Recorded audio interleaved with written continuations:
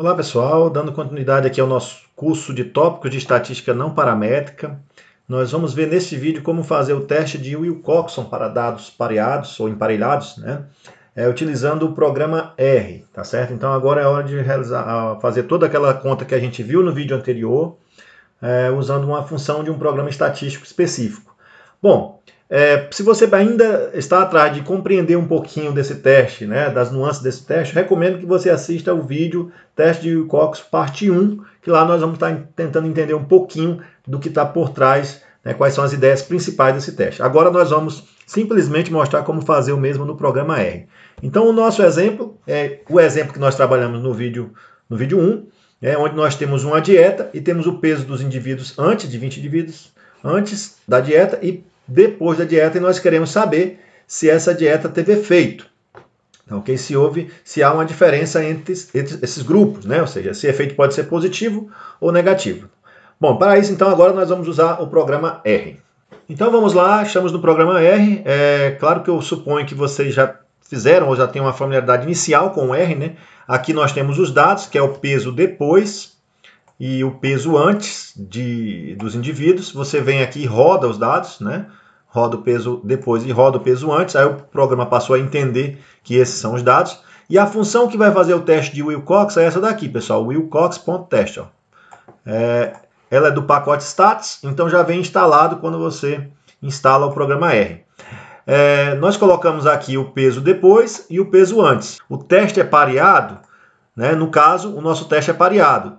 São observações antes e depois no mesmo indivíduo. Então nós colocamos aqui true para dizer para ele que o teste é um teste pareado. Porque existe um outro teste, que é uma versão aprimorada desse primeiro, que é o teste de Wilcox, Mann e Whitney, né? Onde você vai trabalhar com amostras independentes e não com amostras pareadas. E aí você vai modificar as funções aqui. Nesse caso, para testes emparelhados, né, nós vamos colocar aqui true, tá certo? O nosso teste que nós estamos fazendo aqui é o mesmo que a gente fez no vídeo anterior. Ele vai ser unilateral à direita. Então eu estou usando essa sintaxe aqui, greater, né? E o nível de significância 0,95 significa que o alfa vai ser 5%. Mi igual a 0, né, é o teste da hipótese nula, né? Você está colocando valor na hipótese nula. A hipótese nula é que a mediana das diferenças seja igual a 0. Se você rejeitar essa hipótese nula, então você vai concluir que há uma diferença entre os grupos. Melhor, falando mais resumidamente. Então existem outras, você vem aqui no help ó, da função Wilcox, você digitar help wilcox.test, você vai chegar aqui nessa ajuda dela e você vai observar que existe mais alguns parâmetros que você pode estar colocando. Então, por exemplo, two-side aqui, se você for trabalhar com um teste bilateral, less, se for um teste unilateral à esquerda, e no caso nosso, greater, que é unilateral à direita. Tá certo? Isso porque eu estou repetindo exatamente o exemplo que nós fizemos no vídeo anterior para você ver como fazer aquele exemplo aqui utilizando essa função. Colocou essa sintaxe corretamente, basta rodar, pessoal. Rodou, já saiu aqui o resultado. Ó, V igual a 123 é o quê? É o número de postos positivos, tá certo? Ou melhor dizendo, é a soma dos postos com sinal positivo, né? P-valor de 0,2608, quando nós fizemos no primeiro vídeo, no vídeo 1, nós não achamos esse P-valor porque nós usamos uma tabela que ela era um pouco limitada, ela já começava a partir de um valor, mas aqui o programa ele já está usando para a gente 0,2608, bem maior do que os 5%, então não há evidência para rejeitar a hipótese nula, ou seja, não há evidência por esses dados que o grupo, né, que os grupos diferem, ou em outras palavras, na prática, que essa dieta fez algum efeito. Aqui ele fala da hipótese alternativa, a verdadeira parâmetro de locação, né, é maior do que zero. Você só iria ficar com essa hipótese se você tivesse rejeitado a nula. Você não rejeitou a hipótese nula, então você não fica com a hipótese alternativa.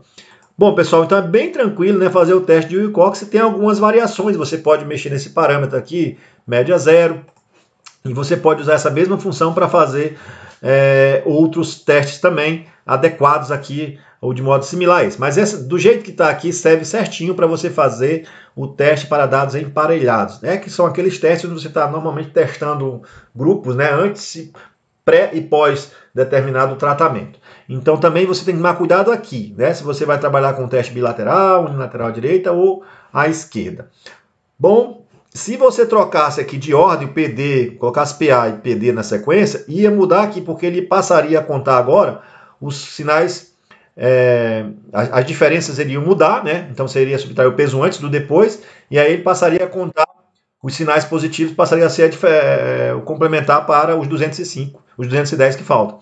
Então tem que tomar também esse cuidado quando você coloca nessa ordem aqui, ele vai mudar. E essa ordem tem a ver, obviamente, também com, se você está trabalhando com teste unilateral à direita ou à esquerda, pequenos cuidados devem ser tomados. Recomendo você assistir sempre o vídeo 1, onde nós fazemos uma discussão um pouquinho mais profunda sobre essa questão aqui dos testes unilateral. Bom, se você observar aqui no help da função, né, você digita help wilcox.test, você vai observar alguns detalhes, né, de programação, e um deles está escrito aqui o seguinte, né, se a gente está trabalhando com uma amostra de tamanho menor ou igual que 50, esse p-valor que ele está calculando aqui é exato, tá certo? Não é aproximado. Se você tem uma amostra maior do que 50, então ele vai usar a distribuição normal, vai passar a trabalhar com a distribuição assintótica. Isso, obviamente, para essa função que está aqui instalada no programa R. Então é isso, bem fácil utilizar esse teste, e eu espero que vocês tenham compreendido, e até a nossa próxima videoaula.